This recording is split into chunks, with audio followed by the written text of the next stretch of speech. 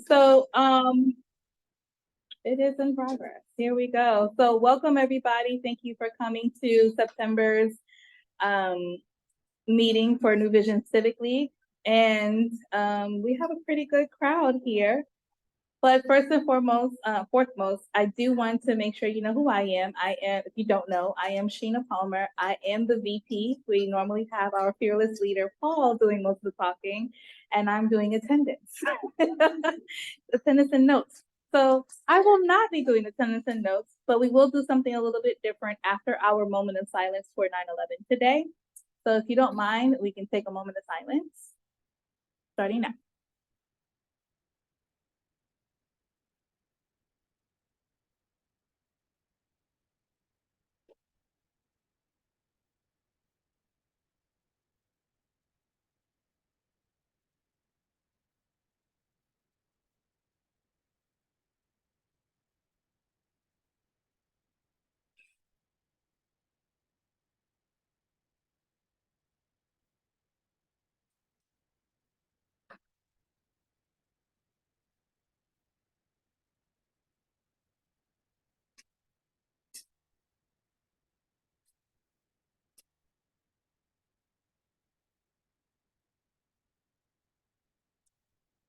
So thank you so much for joining me in that moment of silence for those that we know fought the good fight during 9/11 and those that we missed, right?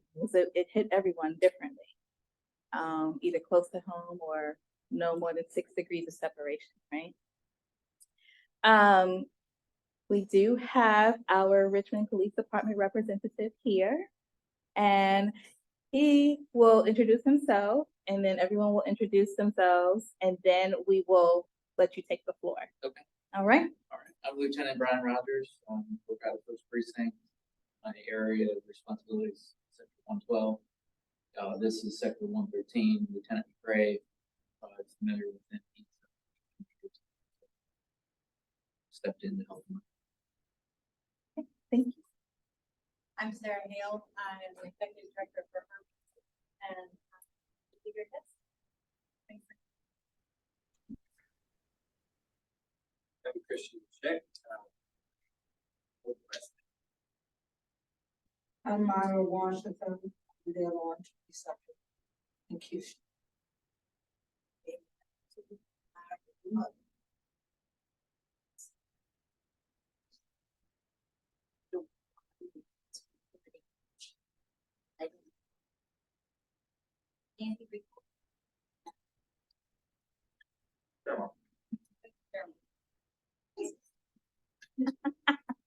Bill Hunt, same address. Okay, and online we have Miss Frida. Hi, I'm Frida Green Bowling. And we have Ms. Rao. Hi, this is Jeannie. Sorry I can't be there in person today. Okay. And you know Paul is online as well, right? Oh. Back to you, Lieutenant Rogers. All right. Just to give you a brief update for the last 30 days or so since your last meeting. I assume you got met a month ago. I don't know. Was there August meeting? 2 months ago. 2 months okay. ago. Well, then this gives 2 months worth of data. So, looking, you had no major crimes or no violent crimes in the area for 2 months straight. So that's a good number. No robberies, no aggravated assaults, whether it's domestic or non-domestic. Nothing that's basically crimes against a person. You did have a burglary 2 months in the last 2 months. No burglaries. 30-day cycle. It was at the store. So there were 2 theft from motor vehicles previous 30 days, and then 1 in the last 30 days. And then that's it. There was an all other larceny to report, which is probably a package theft, if I had to guess. That's usually how those are reported out. But total of 4 property crimes for the last 60 days, which is a really good number. It's much better than what we're seeing trend wise in the rest of the city, I will say. We are on the border of a lot of problems, so stay vigilant. Theft for motor vehicles, especially motor vehicle thefts. Make sure you're keeping your valuables in the house, not locked in your car. I think I said it the last time I was in this room with you guys, but it used to be the thieves would look into your vehicle, and if they saw something of value, they would break your window to steal it. Now they break your window to look for items of value, whether they see it or not. So that's a huge, huge problem citywide. Looks like you guys are, for the most part, escaping it, but it's right on your doorstep. So stay vigilant. If you see suspicious activity, make sure you call the non-emergency. Make sure you lock your cars, keep your valuables inside, and like I said, just stay vigilant, stay on top of it. Let Lieutenant McRae or myself know if you're seeing something that's suspicious. We can look into it and try to stay on top of it before it becomes a problem like a lot of the areas in the city are plagued with. So I don't think there's anything else to communicate for this area, but if you guys have any questions, I'm happy to answer. I just need to add, I'm educated. Stole my car. March 31st. Started to have a new vehicle. Only had this vehicle 30 days. And someone ran in the side of my vehicle and broke the passenger of the driver's side view mirror off of my vehicle. Mm. And we have that rain camera, and we put up some more security lights. And we went my daughter went online to ask if they could see anything. That's how we went on out. And I had to pay them, I said, paying for money, and the camera does have to do them. So I don't know whether it was vandalism or such as the people that fixed the vehicle. They said it looked like somebody on a bicycle ran into the mirror, or either on one of those motors or something, and just broke the mirror. Didn't break it all, but when I went out to go to church last Sunday, it was came down inside. So I said, so that's just name. But I just keep having all of these vehicles on in 1100 block, 22nd Street. Well, I mean, I just don't know. But I guess the question comes back, why not? So just pray, yeah, pray for me. Yeah. I just pray over the apostle. My pastor said, Mary, maybe we don't need to pray for you. You need to pray for the order. I just don't know what's like the officer said, don't be this and lock your vehicles up and do the best you can help them. Because crime is terrible. Terrible. I think another thing that's been happening is there's a larger gathering now over by 25th and R. Like it just keeps growing now. Yeah. And sometimes I have trouble turning, making a turn. Coming in through, I have trouble making a turn just trying to come from Family Dollar. Yeah. Or what have you, because of that corner is just so, it's like in the middle of the street. Like I don't understand. I remember seeing some of the officers that walk by and greet them and say, hey, guys, this is not a gathering spot, or how can we help you with anything else, or what have you, if you need a place to stay or whatever. But it dispersed for all of 24 hours. Yeah. And then it looked like it got bigger. So yeah, so the 25th Street issue, I know historically has been a big issue. And I know Lieutenant Hogan, that's actually his area, he made it a mission to get it under control. And that's dating back about a year. So he spent 8 to 10 months focused really hard on that area and that corridor, trying to get the quality, the quality of life issues straight, the open containers and 24 hours a day just hanging out. And so it was his focus area. And then it got better. And then he moved his focus area to Jenny Shear, which is having a large problem with gunfire shooting into houses. And just like anything, if we take our focus off of one thing, divert it to another area, it pops back up. So I know he's aware of the how it's on the increase again, and I know he's going to make a priority to address it. Okay. So the other part of that is our precinct. We call it our focus mission team. They're the officers that go and address the drug problems, the narcotic stuff. For the summer initiative, they were joined up with second precincts, same team, and they were kind of handling first and second precinct, the gun violence. And so their attention kind of got pulled in different areas too. So that's over. The summer initiative ended last Saturday. So now they're going to be back in focus on 25th Street. So you should see a little more presence out there, quality of life stuff being addressed a little more than what you might have seen over the summer.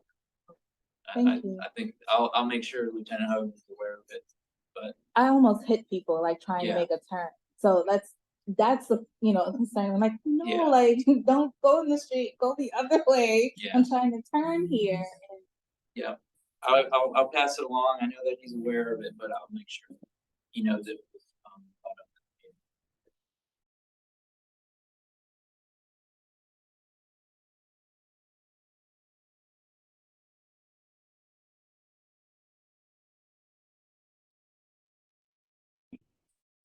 Any violent crime for the, Or is that online? That would be sector 113, not Fairmont. So yeah, but I believe that I'd have to look up the report, but I believe it was determined to be self. no, I believe, but don't quote me on that. But if you want to give me your contact information, probably. Yeah. maybe just one. Lieutenant Gray was here last, I guess, it was about 2 months ago. One thing we brought up going back to that car situation, is the heavy traffic and the major speeding through the neighborhood. A lot of people want to not take Mosby, not take Fairmont, so they just go plowing through there. And we mentioned that it's been a problem, especially there on 20th Street, right here. They just seem to want to use that as their express lane. Is that a cut through 20th Street? Yeah. So what would be a good 20th and what? It's 20th and Fairmont, 20th and R, Okay. 20th and Q, that whole stretch there. And obviously we're trying to get other things going like traffic calming and other projects. But in the meantime, as I mentioned to Lieutenant McRae, you all will more than make your quota on speeding tickets if you just set somebody there in the afternoon and morning very quickly. And it's gotten to the point where, we just had a major accident right there at that corner, right in front of Paul's house, actually.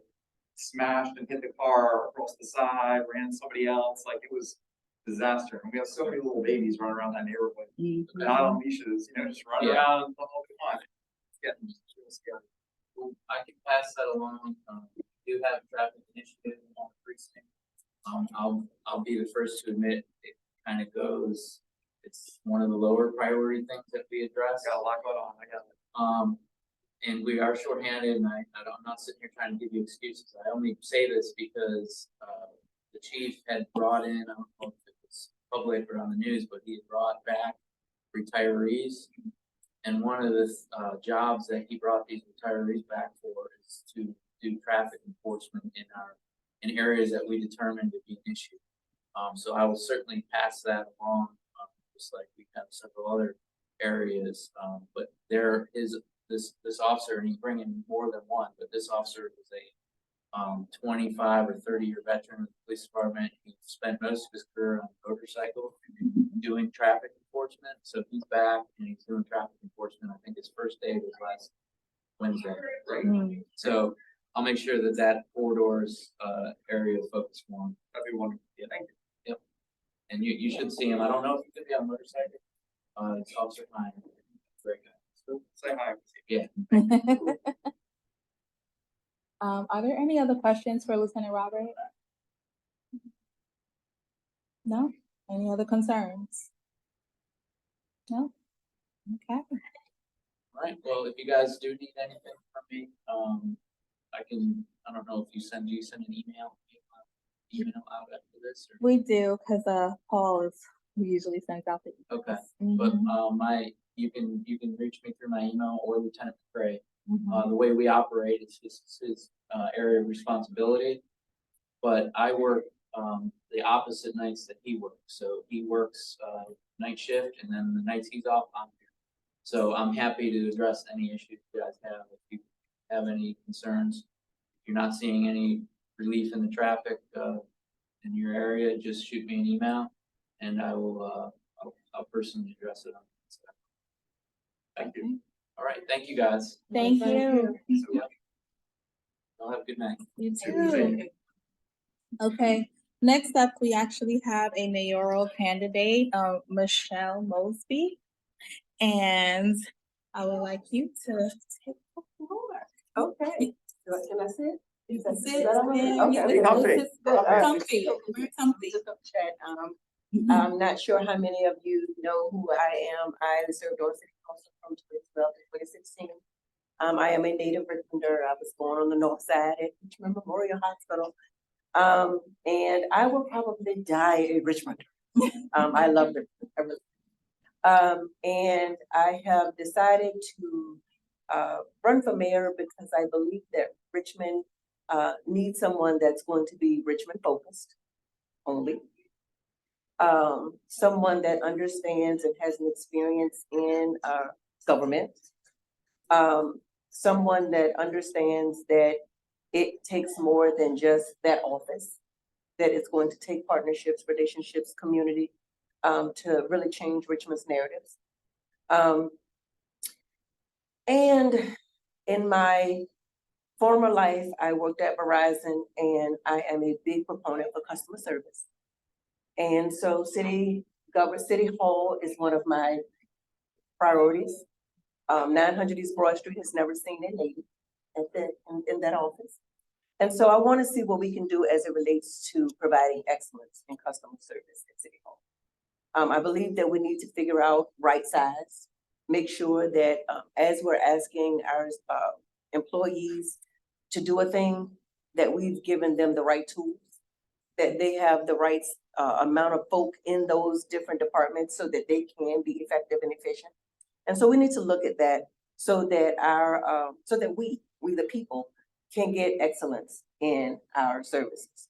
On council, I believe that many things we can do. For example, the administration that I worked under, the Jones administration, I was president of council, we funded schools. Those schools can be funded through the Stoney administration. They have funded schools. So we can get those things done. We can get some of the fundamental things done. We became a AA bonded city under Jones and me as president. We can do that. We worked to start the real conversation about poverty. And so we need to begin to put things in place with the things that we've started. And so public safety is one of the things that I'd like to really delve into. We just had a conversation with, what's his name? What was his name? Lieutenant Rogers. Lieutenant Rogers. And Lieutenant Rogers and the rest of the police department are down 150 officers. There needs to be a strategic plan to help them to retain officers. And so I want to look at what the governor has proposed with the blue initiative that he's proposed as it relates to getting more officers in our city, so that they're not stretched. If you just listen to his conversation, you had the first district over in the second district and everybody's trying to pull together. And so we can't get excellence in community policing if everybody's stretched to where they can't be where they should be. And so we want policing so that wherever you may be, if you're in 23224 and you call, we want them to show up. If you're in 23220 and you call all at the same time, we want the police to be able to show up. And so we have to have a strategic plan, working with the chief, whomever the chief may be, to ensure that the strategic plan is going to retain the officers that we have, as well as looking at some of the things that we saw in the Citizen Review Board to make sure that we're looking at those things, we're putting those things in place so that everyone can feel and be safe. But there's a bigger picture just on police. There has to be someone in office that can also have a we the people thought process so that we can have a conversation about how we really change narratives in the communities. And I'm saying that because the police can do a job, but there are some root causes that cause some things to happen. And so how do we begin to put some things in place so that our young people have some real things to do? And so it's having organizations come together so that our children are not just on the streets and just making up something to do. I want to be a mayor that we're calling in the Broken Men Foundation, Next Up, Girls for a Change, all of the organizations that say they deal with our young people. I believe we need to call them in and figure out how can we piece it together so that we have somebody that is working with our young people on a constant, consistent basis. I am someone that has had family members killed at the hand of gun violence, like so many other people in our city. I say enough of that. I say we have to do some things. And so, yes, it's working with the police, but it's also looking at the root causes of why those things are happening. And so as mayor, that is a plan that I have in place so that we can begin to look at those things and pull them together and change Richmond's public safety narratives. I'm going back to city services because there's a blast from the past called teams, neighborhood teams. Anybody ever heard that? Neighborhood teams? Okay, so neighborhood teams, way back when, I want to say right after Wilder, was an initiative that doesn't work from district to district. It works as a team. So it works from a corridor. So everyone on the corridor, say it's the churches, it's the nonprofits, it's the people, it's whatever is in between on that corridor, they're the folk that are coming together to make decisions about zoning, about businesses, about all of the things. But not only are they coming together, but people from the administration. So there's a person from DPW, there's a person from DPU, there's a person from zoning. So we're having these conversations together. And what it did was, at that time, it gave more of a people-focused outcome versus us deciding in the administration and through council that we're changing parking laws, parking and zoning, and then the people have to then debate on why that does or does not work. I believe together we can make those decisions. Will we always agree? No, but I believe that we can get a better outcome if we're working these things together. Affordable housing is another priority for me. I am a realtor of 17 plus years. And so housing is my thing. It's what I love to do. I believe that Richmond has done enough of looking at getting a consultant to write something. I think we have enough of what we can do, what we should do. I think it's time to put those things in action. And so right now, Richmond uses developers as one of our partners to help with affordable housing. And so it's time to look at how those developers are doing, working on our affordable housing, but also seeing how the city of Richmond and the developers are making sure that we have a win, win, and a win, because I believe that there can be. I don't believe a developer is a bad word. I just believe that we have to really have policy in place that says we get the best bang for our buck as a people. So I believe every developer should have some sort of affordable housing in it. I believe that there should be a work component within. And so for me, minority business, Office of Community and Wealth Building and Economic Development should be having conversations. Right now, we have folk that say we're going to put people to work. We have folk that say we're bringing businesses to the city, and no one is having the conversation with each other. So how are we really putting the folk to work in the development that we're bringing? I don't see how those things are connecting. And so it's time to connect dots so that our homeless population doesn't continue to rise. It's time to connect dots so that we don't keep putting something on paper and we never get to 1, 2, 3, 4 of the things that we said we were going to do. I think it's time for Richmond to settle down and look at the things that we decided that we were going to do, that we said that could work, and we begin to put those things in action. And so public safety, affordable housing, city services, and I'm a small business owner. I've had a business on the south side of Richmond for 22 plus years. And so I think it's important that we really look at small businesses and see how we can really be helpful to our small businesses. Again, to me, small businesses hire locals. Small businesses are the folk that hire folk that generally can't get a job somewhere. And so when we're not helping them to be at their best, then they can't help us with the needs that we have. I have a nonprofit called Help Me Help You. It deals with the justice involved community. So we need folk that have small businesses, because that's where those kind of folk are going to get some employment. And so if we want to see things be in a better space, if we want affordable housing to work, if we want to see people get jobs, then we've got to connect dots. And somewhere in there, we have not been connecting the dots. And so for me as your mayor, I am not going to tell you that I'm the smartest person, but I'm smart enough to get smart people that can help us connect the dots that we need to connect. We need a CAO that knows how to run this city, that can regionally reach out and have conversations. I've had conversations with Henrico just on the permitting. Their permitting office works. I don't know why ours doesn't. It's right there. The answer is there. It's like right there. Why have we not just done what someone else has done? We do best practices every day. Why can't that be a best practice? And so I'm just saying to you all, some things I don't think has been as hard as it has to be. I just don't. I sat on city council, and I still have relationships with the folk that's on council today. I still have relationships with the people who work for city government today.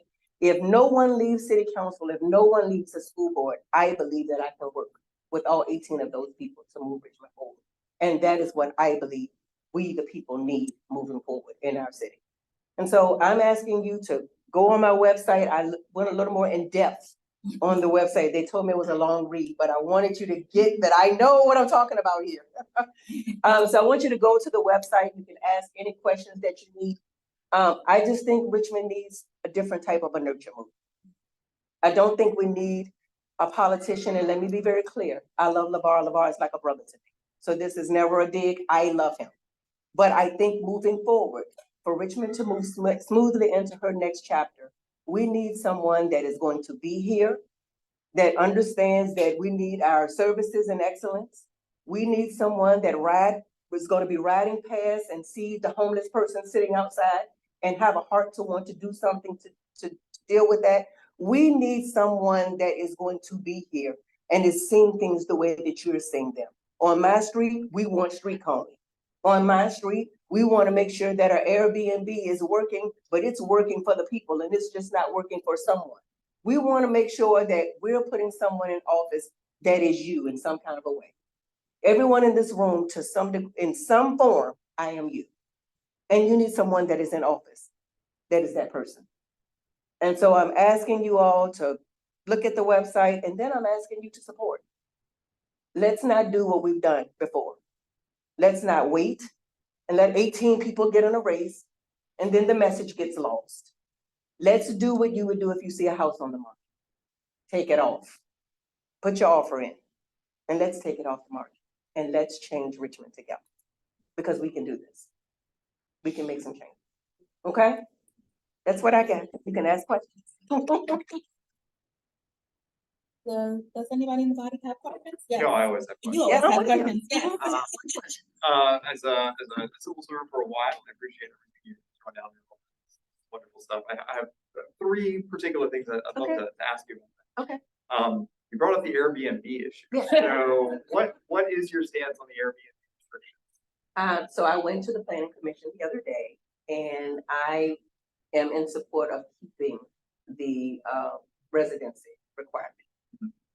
And reason being is that I believe that we do not have the capacity today to deal with another requirement. I believe that people are out of compliance because we have zoning laws, we have policy, but they're not being enforced. And until Richmond can get to a place where we can enforce what we say we're enforcing, then I think it needs to have some coverage. That's a good lead into my second question. All right. You mentioned a couple of times about use the word right size with regard to Richmond services. Yes. You mentioned wanting to increase funding for the police, increase funding for education, and it sounds like there's some other areas there. But we only have a limited budget in the city of Richmond. Yeah, as we all- $783 million. So what areas are you proposing that you would cut to be able to make that up? So I'm actually not saying that increase the school budget. The school has been fully funded from each administration. So it's something that's already happening. Everything that the schools have desired from Jones administration, 4 new schools were built. In the Stoney administration, schools have been built. The funding has been there to do those things, as well as with the police department. There is dollars there for them to hire today. There is no strategic plan to help them hire. So it's not that I would have to be taking from anywhere. It's actually there today. If they could find the officers, then today they could be hired. So there has to be an intentionality in saying that public safety is necessary. That saying that we want to make sure that our city is covered and then moving towards that. And so for the other city services you mentioned, like getting the zoning, the planning departments to approve permits faster, any of that. So you're not saying you would want to increase or decrease funding there? So there is actually in the General Assembly a policy that went forth that says the monies that are brought into the permitting office, it stays there so that they can have the staff that they need. Again, I'm talking about intentionality on some things that's already there. And so permitting, I don't know if it's right sizing or not right sizing, because again, we keep changing the system and then we're still not getting out of it what we want. I'm simply saying, can we go ask somebody that's got it right? Maybe we don't spend $1 on trying to figure it out ourselves, and we just go over there and say, hey, Mr. Patoka, what you do? And perhaps can get some type of an idea. Then we can determine whether we need 20 more people or not. But I also believe if we right size it, during COVID, everybody was doing something outside of their home. Everybody. That is low-hanging dollars that we could have had. Had we been able to get you your permit for your deck, get the permit for what have you, those are dollars that could have been rolling in, but they're not because folk are stagnated and they can't move to do some things. And so I think it's going to balance itself out. Last question. I promise I'll stop being I got difficult. It's all good. What's your stance on the casino? Okay, so my stance on the casino is I am pro resort. I am not a casino person. I am not the gambler person, but I am someone that goes to Las Vegas. I am someone that goes to these resorts and I spend my money. And so I just believe that Richmond should be somewhere that happens for Richmond. I believe that folks should come here and go to the show. So they should spend their money at the hotel. I spend my money eating the food. I believe Richmond should be afforded that opportunity for that to happen here as well. And do you think the casino is a way to do that, or you propose an alternative method that maybe didn't come along with the crime, depreciating property values and all the other negatives that are universal? Well, I think that some documents you read say what you're saying, and then there's some that say other things. And so again, well, I'm going based on the document, the Realtors Association that you actually must belong to. I am Be a realtor. part of the Realtors What they put out this. I am a part of the Realtors Association, but I'm still going to stick to even if I wasn't. There are some that everybody can fight their case. And so again, I am saying what my experience is when I go other places, I see what happens. I am also someone that says I can't force someone to take the $55,000 job. Neither can I say that everybody's going to go and gamble all their money away. I think with both of them, I'm hoping that the people that help me help you will be able to get something good from this. That they'll be able to function and sweep the floor and whatever it is that can happen, that can help their lives to be better. That is my hope. And I believe that somebody that wants to gamble themselves away, they'll do it at Rosie's. They'll do it in the supermarket because those gaming machines are everywhere. well, gambling machines still bring down property values and foster crime as much as this. But again, I appreciate your answer. Yeah, I appreciate your absolutely. answer. I won't Absolutely. belabor it. Absolutely. Any other questions? I'll ask a question. Yes. How do you see Richmond's relationship with its counties? So the meetings that I've seen in the relationship seems pretty good. I mean, it really does. I've gone to meetings and I'm watching, our economic development department with, Chesterfields and Henricos, and they're conversing. They're really chatting it up about what's happening, in development. And so to me, it's just expounding upon it, expanding it. I think the relationship is good. I really do. I don't think it's a bad one. Even when I was on council, we had, I want to say quarterly meetings where we all got together and talked about government, talked about things. I don't think it's a bad one. I think that it's sometimes being intentional about what we want to see happen together. I think that that's sometimes just the approach. And I think sometimes you just need a woman to be able to say, okay, guys, and be okay with it not being my idea. Sometimes it's real simple. It seems hard, but I don't care where the idea comes from. I just need it to work for us. I need Richmond to win. And so I think that this is the moment. I think that this is the time where we can expound upon the relationship that I believe is already there with our regional partners. Are there any other questions? One thing I would like for you to focus on tax. I just feel like as Virginians, we are taxed on everything. And in other states, you don't have all these taxes. I feel like when you pay a call, there should not be no more taxes associated with that. And seniors, oh my God, I don't even know how the seniors are made.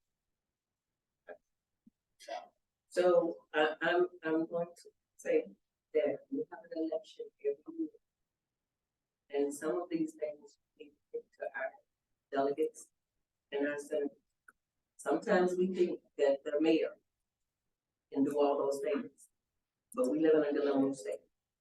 So some of those things, now I believe that the mayor should be a relationship with our General Assembly folk, as well as our governor, whatever they may be, because I don't care if you're a DOR. What I know is that if you're in that office, I gotta work, because Richmond must win. And so I'm saying to you, we've got to begin to educate our folk so that we're very clear on who does what and can be helpful. In the tax place, most of the things that you're speaking are, they are General Assembly folk. We get many of our instructions based on the charter and how we have to change and can change things from the General Assembly. So there has to be a conversation for we the people, so that we're all very clear on what roles we play. So for the sake of time, I have one last question. Yes. Because we do have another guest from UrbanHope. We have 3 guests today. We did good. My last question for you is, where do you see organizations such as New Vision Civic, those that are taking care of the smaller parts of the community, and how they can assist in your run as mayor? Word of mouth for sure. But what I'd like to see is for all organizations, such as New Vision, is having a clear understanding of missions so that we can populate them into the together we can. It's gonna take all of us to change Richmond's narratives. So it's figuring out what's your thing, what's your niche, and how you can jump in on that and help expand upon it as we move this campaign out. Everybody's thing is not all things. And so whatever that thing is that New Vision believes is the thing, help me get the word out so we can change it together. So I need all hands on deck with, can you meet Michelle? Can you help me get in front of folks so I can at least have a conversation with folks to let them know that November is what, 14, 15 months away? It'll be here before you know it. When we finish with this November, election, we will be headed to 2024.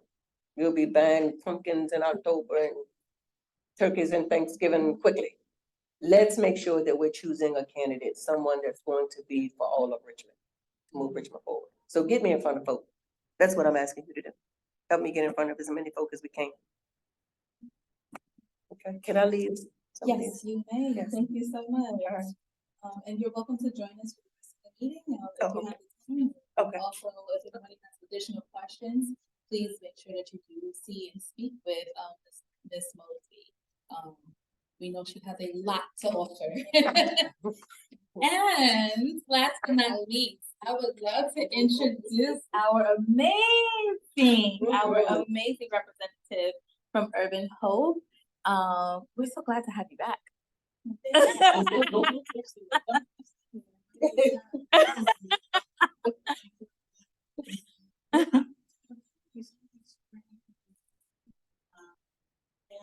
I heard from Paul a little bit about next. But I'd like to also hear from you to make sure that I'm telling you, I could talk about her all day, all night, so I want to know, what are you particularly interested in hearing about? So I've got some ideas, but before I start, if you just want to tell me, are there issues, anything that concerns you about affordable housing in the neighborhood, anything that you have questions about directly about Urban Hope or other housing organizations? Well, I did ask that, because we do have some viewers that do watch this video afterwards. Okay. If you can really just give us a synopsis of who Urban Hope is. Sure. really quick. Happy to do that. Also, time, how long does this speech last? So I make sure I We're don't here till talk. 8 o'clock. Okay, just want to make sure I didn't talk too much. Let's see, so Urban Hope is a faith-based affordable housing nonprofit. And what that means is for Urban Hope, we buy rental properties for people who are at or below, primarily, who are at or below 50% of the area. So who are very low or extremely low, mainly our folks. When I say faith-based, that just means that it's why we do what we do. There's no faith requirement or programmatic element in what we do. We also have pathways to homeownership, and I'll talk a little bit about that. We're doing a little bit more focus on that in the coming year. And we put a lot of emphasis on financial health. That we have several different ways that we do that. So people can have one-on-one counseling sessions with us. We have a public class that meets once a quarter, I think. And that's open to anyone who wants to come. You don't have to have any relationship, but it's really kind of a way to kind of get your feet wet, see what we have. We also have a cohort that meets once a year, where it might be shifting a little bit, but right now the way it works is about a 10-month process. And I mean, twice a month on Wednesday nights. One time it's in person, and then we provide dinner and childcare. The other one is virtual. And what that is, it functions like a small group. You have a soft voice, so I'm getting I'm sorry, I'm getting a little something in my throat, so I'll try to. I'm speak getting up a little told bit. to wait Right, a minute. Yeah, no, just to move closer to you. Oh, okay. If I can make sure that I have this done right. Okay. Yeah, so the cohort, so people join that, it functions like a small group. And so it's when it works best is when people come consistently and they set goals, and we have a matching program with funds. So you come, you pay a little bit of money, and the group sets their own goals or rules. So it might be five things, like come on time, come prepared, work on your goal, and I forget what the other one is, something like that. If you come every time and you do all of the things that you've agreed you're gonna try to do, you get a 5-to-1 match. So if you pay $10 a month for 10 months, you get your $100 back, but you would also get $500 a month. So, and what we find is, and then on top of that, you will have met your goal and made great progress toward it. So, that's just been, a really effective way for people to be, striving toward their financial goals, sometimes other goals, but usually they're around finances. So that's what we do. We have 33 units of housing. And it's, some of them are houses, some of them are duplexes, and we have, 2 quads, 4-unit apartment buildings, one's on 20th Street. And we put a lot of emphasis at UrbanHope on what we call our secret sauce, which is really relationship. We're still of a size where we, actually, Frida Green Bowling is on our staff. She's one of our housing counselors. And, we're of a size right now where the caseload is such that she can know all of the people that she's working with. And what we hope is that trust builds, and that when things do happen, because we all know life happens to us, there's a relationship there, and we work very carefully to make sure that our tenants feel like they're cared for, that we are gonna do everything we can to keep them housed. We do everything we can possible to avoid evictions. That's just not good for anybody. It's not good for the tenant. It's not good for so we work really hard at that. We've been really successful. I will say that it was very gratifying when the Mayor Studies office came out with the eviction diversion program. We felt pretty smug because we already had that. That's something that we had thought up. So that's a little bit of a thumbnail about what we do. I will put in a little bit more of a plug for our financial health work. That was actually created very much in a grassroots way by Carolyn Lofton. She's our director of program. She lives in the neighborhood. She has been an UrbanHope client. She lived in an UrbanHope house. She understands it from the inside out. She was the only employee when I came to UrbanHope. There was the 2 of us. Now we are 7. But she went to what we used to kind of farm out our financial health work and get other people to help our clients with that. And what we discovered is we weren't really knowing folks as well as we wanted to know them when they came on board with UrbanHope. And so she created a wonderful curriculum, because what she found when she went out to find something that was kind of ready-made, she was like, this isn't working for the people I'm working with. It's assuming they have funds to deal with. And, we're talking about people who not only don't have funds, but they have a lot of debt and other problems that come with that. So she created something, to address that and to help people work from where they're actually coming from. And she also, one thing that I think is particularly special, and is getting more affirmed by seeing this done in other places. We do it from a trauma-informed lens. So, has anybody not heard of the concept of trauma-informed?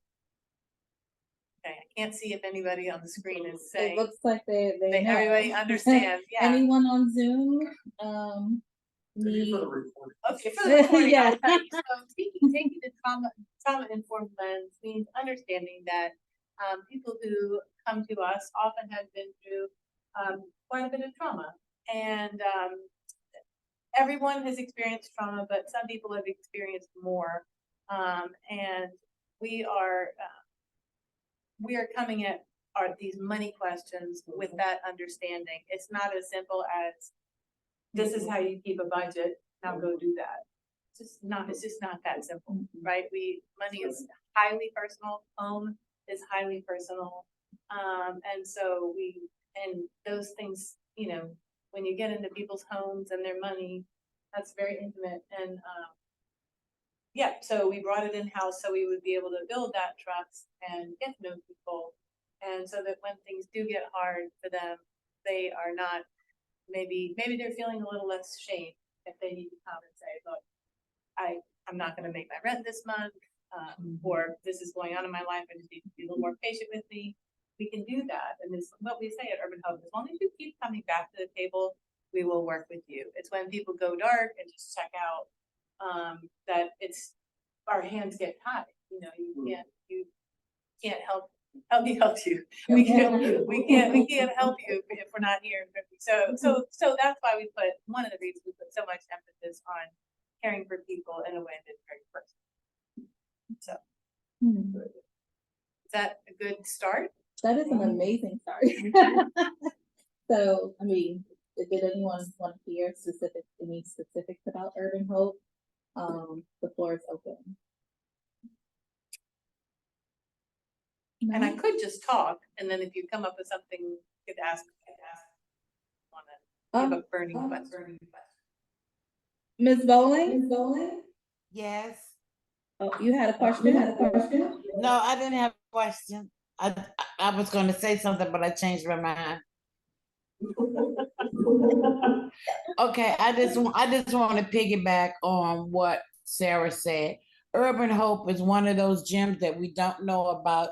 We help people that fall through the cracks, people who have no hope. I've been there, started in February, and since that time, I've had the pleasure of working with some clients, and I get to know them all, and to see the transition from from being homeless to being able to get keys and move into an apartment, and then having the ability to, when they run into trouble or when their financial situation or circumstances change, to be able to call and say, look, this is happening.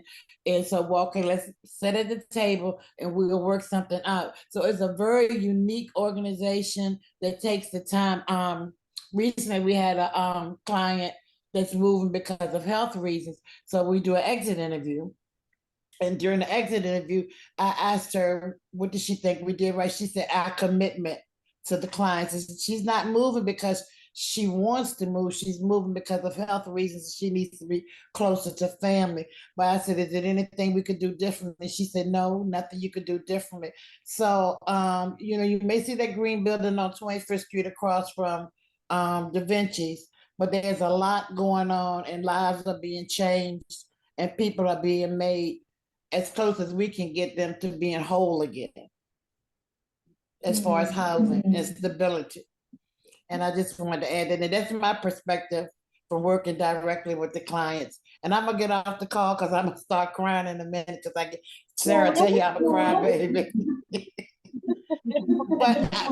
but it's a job that I enjoy doing. Does it have its challenges? Yes. But the reward that we have and seeing the work that the ladies and Sarah and all of the other ladies that we work with put into it as a team. And our goal, we have a common goal, and that's to help house people and continue to do it in the most effective, efficient manner that we know how. Thank you, Frida. I really appreciate that. So what's the I'm sorry. You're welcome. The process, yeah. The process, the age, and the justice involved.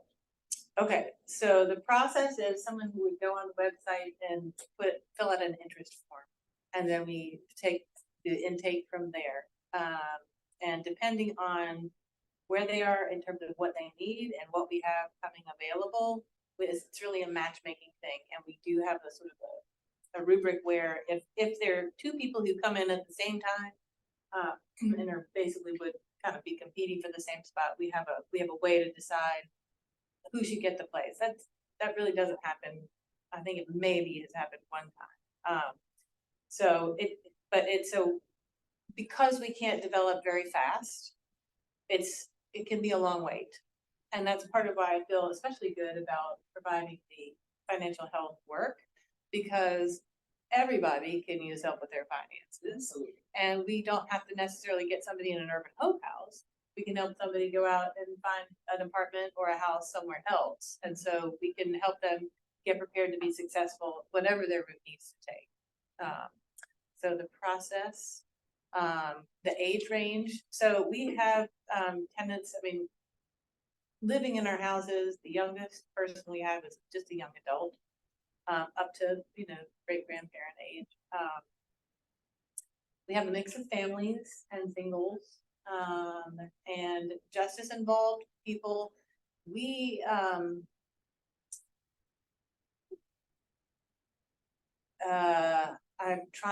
reason I'm pausing is I'm trying to remember where we are right now. I think and I don't want to misspeak, but I believe we only screen for, violent felonies. I actually have a soft spot for the justice involved, and I participated in Leadership Metro Richmond, and I was on the cohort. We were, working on the criminal justice reform, and we interviewed 28 people, and the biggest thing that one of the biggest things that we discovered or came to understand deeply is that housing really is a major challenge for people who are coming out of being incarcerated. So it's a complicated subject, but what we are, as you kind of have gathered, we try to be very generous, but also wise in how we, how we go about providing homes for people. Yeah.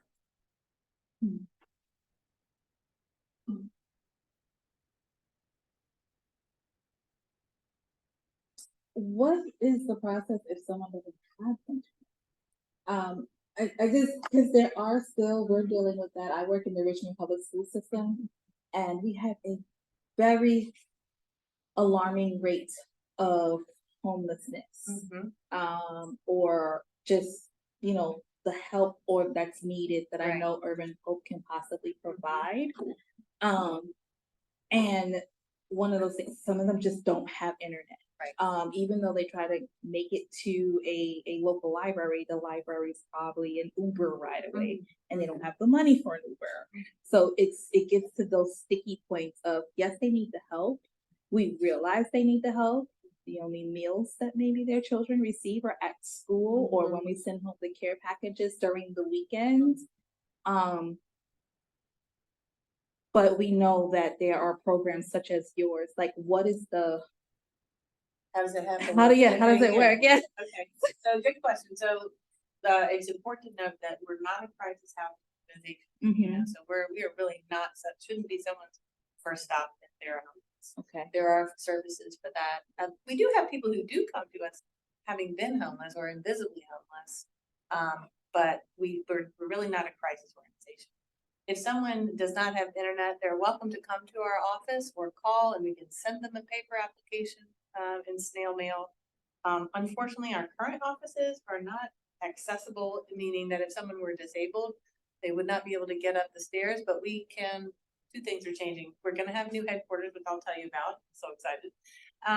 And then also we could come to somebody and meet them at a place that is accessible, like at the library right down the street. We'd be happy to do that.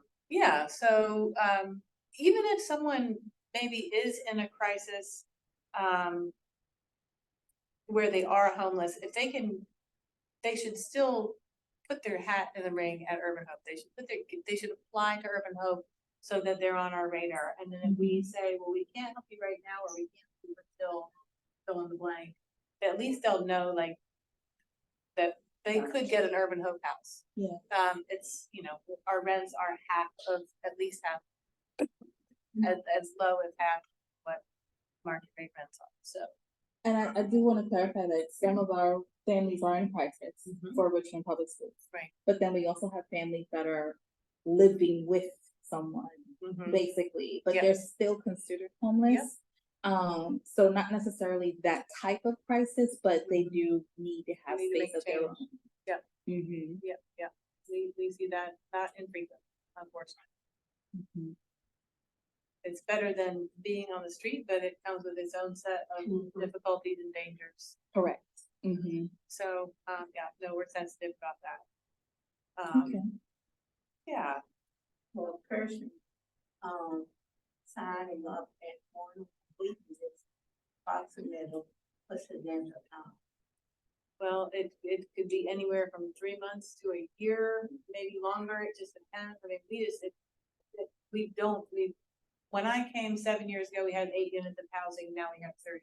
So that kind of, we're not cranking out units over and over and over again. And when people get in one of our houses, very low turnover, which actually leads me to something else. It's really exciting. So if you're familiar with the Office of Community Wealth Building, they talk about moving from unstable to stable and from stable to thriving. So we've gotten pretty good at the unstable to stable. When people come to Urban Hope, they can breathe, they can afford their house, they, you know, we don't ever put somebody in a place that they cannot afford. And so there's that. Now we're saying, okay, well, we know how to do that for the most part. We've got that kind of under our belt. Now, how can we think about what stable to thriving looks like? And so for some people, they're just doing that on their own. And then other people, you know, we might sit with them, say, what are your goals? What do you want to do?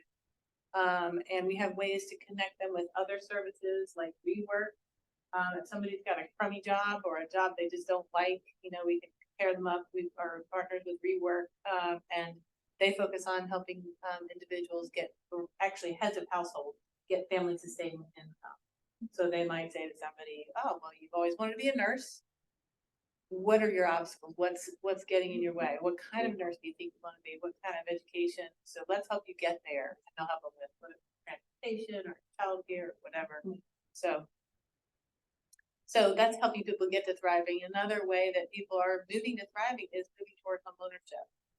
It's not the be all end all for everyone. And you know, you do want to be at a certain level of income in order to be a homeowner, because you don't have a landlord to call when the problems arise, which they do. So we are working on multiple ways of creating homeownership opportunities for people. And we have 2 pilot programs right now. One is, we call it the War Love House. The people who sold it to us, I looked up the meaning of their name, and it meant, it's a Welsh name that means war and love. And I was like, oh, that sounds good, because we want to fight the war and love to help people, you know, have a place to be and a way to build wealth and feel safe and all the things. So this family was moving out of town, and they said, you know, we really got our home because our family was very kind and generous to us. We want to pay it forward, and we would like to see a Black family in this home sale. What could we do? And we said, well, you could sell it to us, and we can make that happen. And so what we did is since they sold it to us at below the appraised value, so it was worth this, and they sold it to us for this, they can take this difference as a tax deduction. So that works out well for them. Works out great for us because we can afford it.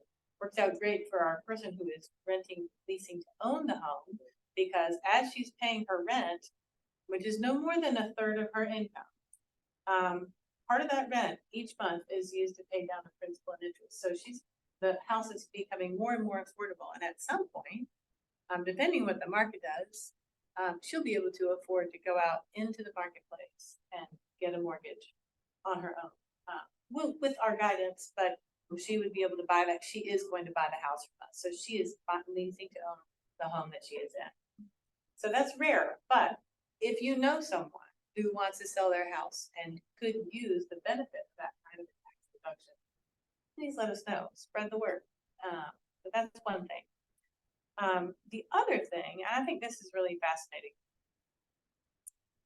we have a house. So the way UrbanHope's model works financially is we take in private investment, and we use that money to buy houses, renovate them, or build brand new.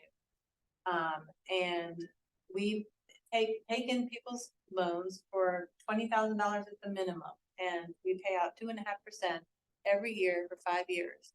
At the end of 5 years, we give them the money back, or they can say, no, we'll renew the note and we'll do this for another 5 years. We like what you're doing. So they're not making as much money as they might with a traditional investment, but they're making money with a little bit of money they're making on a chunk of their funds.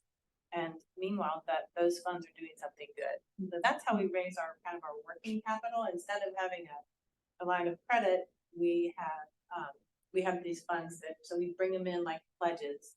And then we say, okay, we're ready to buy this house, or we want to go buy this property. We call in the money, and we start paying interest on it. Then what we do is we take a bunch of the properties and we put them together, and we get a big loan from Virginia Housing that they can give us very affordable money. We have some philanthropy that goes into it, and we have one big loan. What they say is, okay, in this loan, this many of your properties need to be affordable at this level, this many at this level, and this many at this level, which is great. That's what Urban Hope intends to do, right? As they were looking at our properties, everything looked great, but they said, what's up with this house? They were looking at the income of the people who were living in one of our houses. And their income was a lot higher than what their rent, it looked like they should be paying, right? I said, yeah, I know about that. It was somebody who had moved in with us. It's what we used to call an urban neighbor. It was people who would rent at a little bit higher level, but really be living missionally in the neighborhood with a commitment. And so we hadn't done anything really about the fact that their rent was so affordable. But because this person was well known to us, we knew what was going on. And what they ended up doing is they moved. And what they said is, because our rent was so affordable, we were able to pay off our student loans, get rid of our debt, and they went and they bought a house. They bought a duplex, and now they have some income. And so the reason I was like, oh, this gives me a great idea. And so what we did is we had a family that came to us, and they said, we would like to help a Black family buy a house. We want to increase Black home ownership. We want to make that happen. This is a legacy project for our family. We want to do that. And I was like, well, okay. And they had it in mind that they would help in the process. And I said, well, there's some ways that makes me feel uncomfortable. For reasons you can understand. I said, what would you think if I told you that you could help multiple families or get to home ownership? And they said, yeah, do tell us. So what they did is they're giving us the money. It's not costing us anything. They're giving us enough money for the house. So we're not paying any money to have that house. So the rent for the people who are living there, part of that rent, because there's no cost to the debt, we pay for maintenance, we pay for taxes, we pay for insurance, but the rest of their rent is going to help them get ready for home ownership. Okay, so in 2, maybe 3 years, they should be ready to go out on their own with the money that's been saved, or they've prepared, their credit score has improved. They're ready to go out on their own and go buy a house of their own choosing, on their own, wherever they want. Happy to help them if they want guidance, but we've helped them get themselves ready in their own way, in their own, yeah. I think people's dignity is really important. And we do not need to be telling people how to do things. If they want to ask our advice, I'm happy to give it, but I'm not about telling somebody where they need to go or what they need to do. I don't like being that directive. I would not like for someone to do that to me. So, so we call that the Opportunity House, and I'd like to do more of those. But I have big vision for how to get more property that does not carry debt, so that we don't have to have the government say, you can't do that and you can't do that. We can do with it what we want and get people ready to go out. That's amazing. Yeah. So, and we actually have had some people, we've had, oh gosh, Frida, are you still on the call? Yes. Yes. How many people have moved on to home in the last? I have one that's under contract, two went under contract. So I have one that's under contract now to purchase her own home, who's a former tenant, who will be a former tenant. Okay. And the lady. Echoing. Oh. I couldn't hear her. I think you need to mute. There you go. Okay, it was echoing. And we had another person who used to be a tenant of ours who was going out to buy a house down in Petersburg. Yeah. I've done a lot of talking. It is amazing information.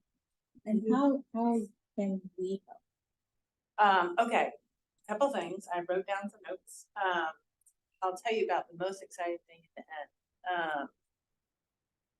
you can, I already told you about keeping an eye out and ear out for people who want to sell their houses.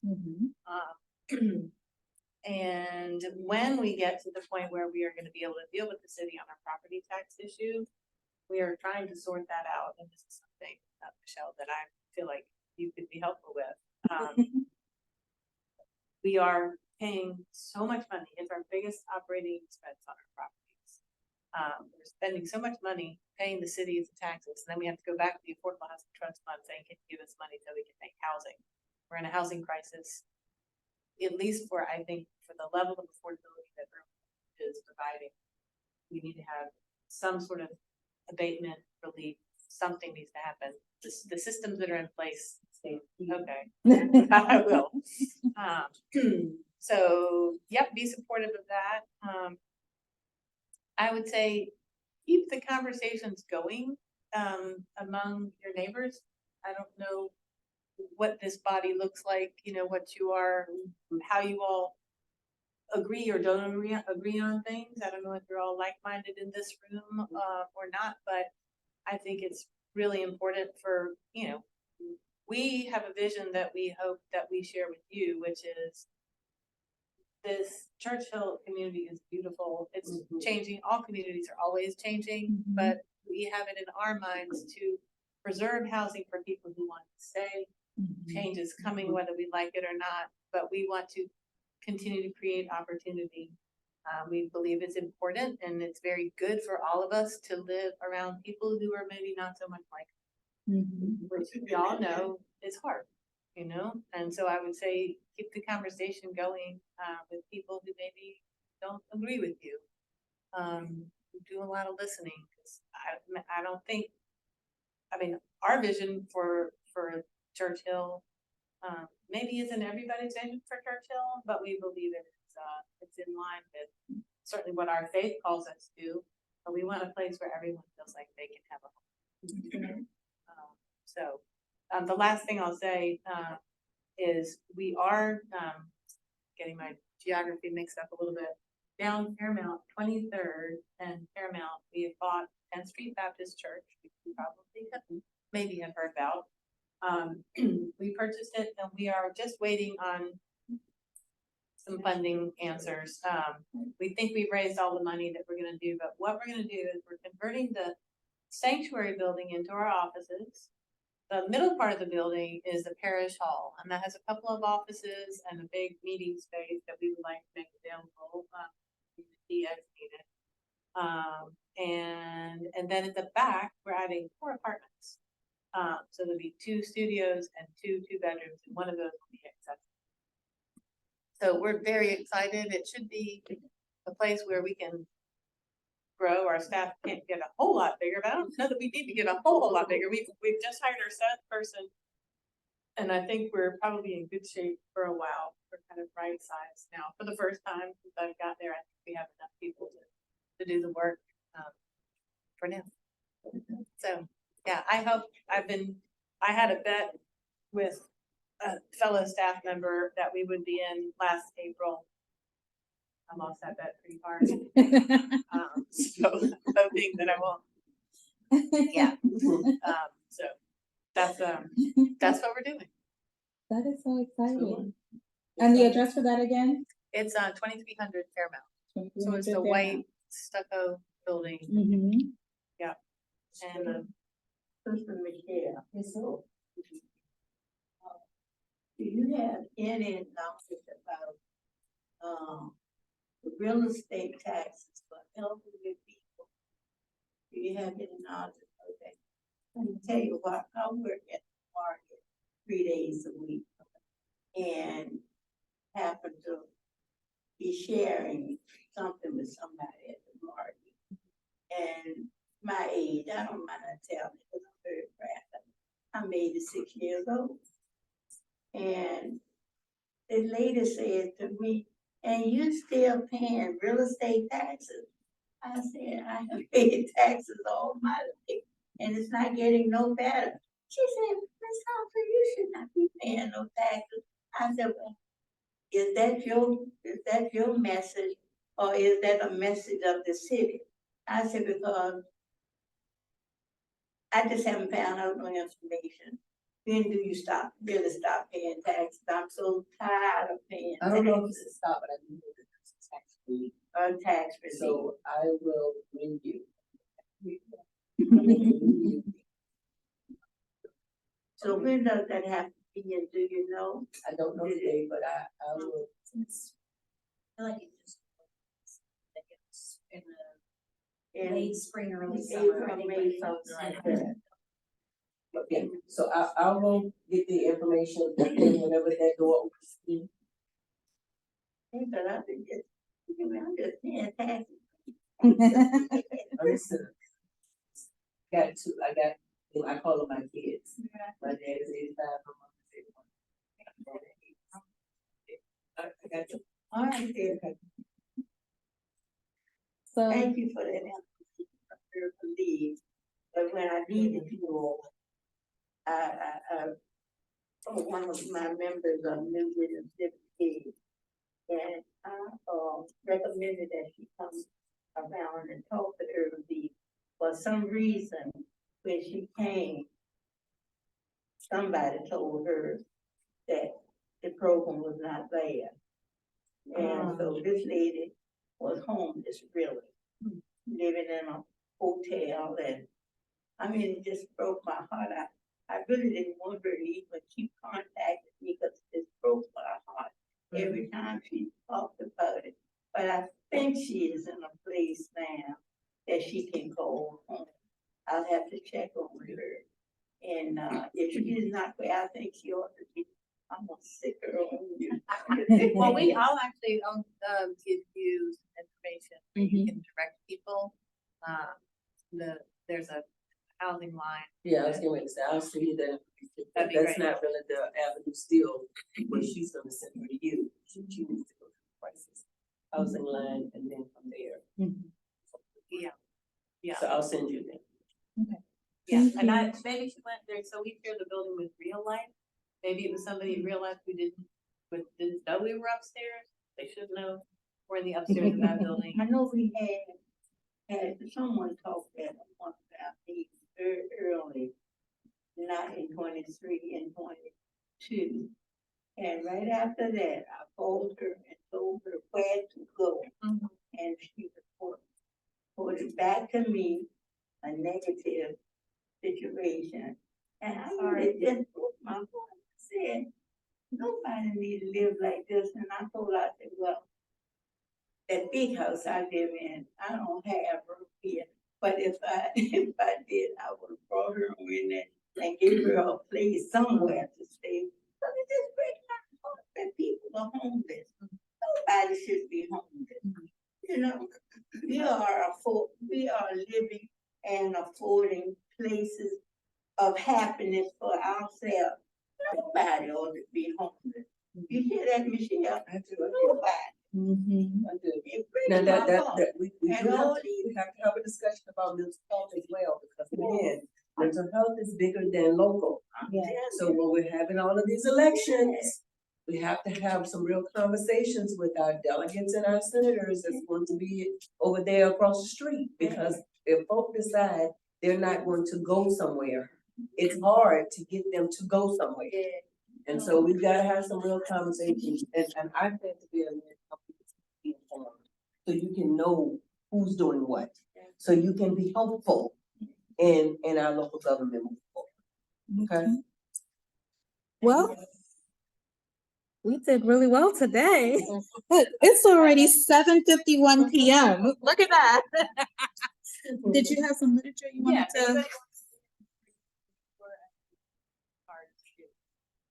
Okay. And then also Paul has reminded me, because I'm just gonna read it the way he wrote it on here. I just want to remind everyone that another way people can be helped with housing expenses is our programs like Healthy Homes, which is also mentioned in one of the recent emails, where households who qualify can get tens of thousands in repairs. And then Project Home's weatherization program can do the same. So he's navigated both, and if you need assistance with that, definitely reach out to him as well if you need assistance with that. So, I mean, that is I and Paul, I didn't know if you had any parting words before we close out.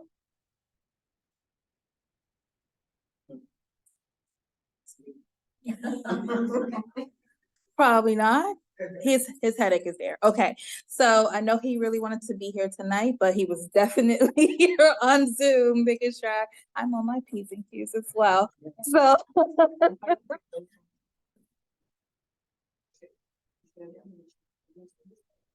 we actually will be able, this goes out in an email. We'll add you to the email list as well and make sure that we have this information inside of the email. So that goes out to not just everybody who comes to the meeting. This is a small number of those of us that are a part of the New Vision Civic League. Our list is about 80 or so. So, so thank you so much, everyone. Meeting adjourned. Thank you. It was a good